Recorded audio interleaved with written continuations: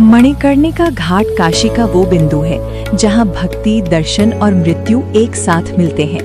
1. नाम की उत्पत्ति। इसका नाम क्यों पड़ा?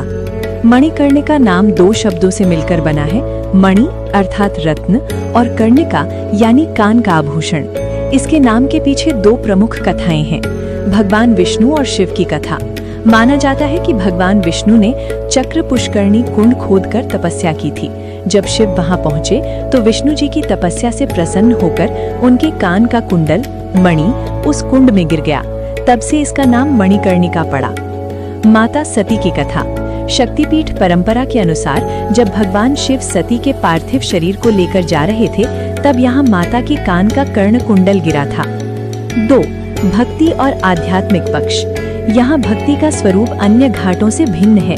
यहाँ भक्त वैराग्य के माध्यम से शिव से जुड़ता है।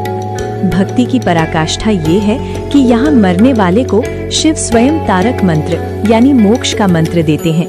यहाँ की भक्ति में मृत्यु का भय नहीं बल्कि परमात्मा में मिलन का आनंद है।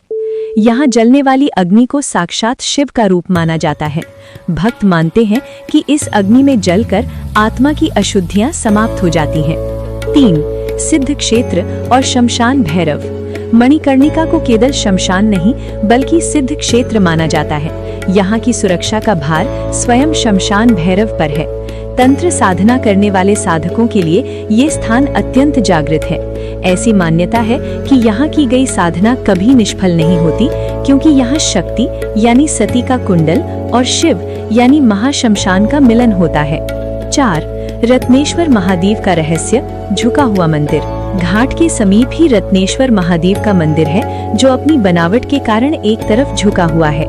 लोक कथाओं के अनुसार इसे एक भक्त ने अपनी माँ के ऋण से मुक्त होने के लिए बनवाया था, लेकिन मंदिर झुक गया क्योंकि माँ का कर्ज कभी उतारा नहीं जा सकता।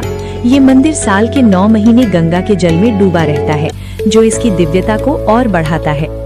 5. मसाने की होली का दर्शन।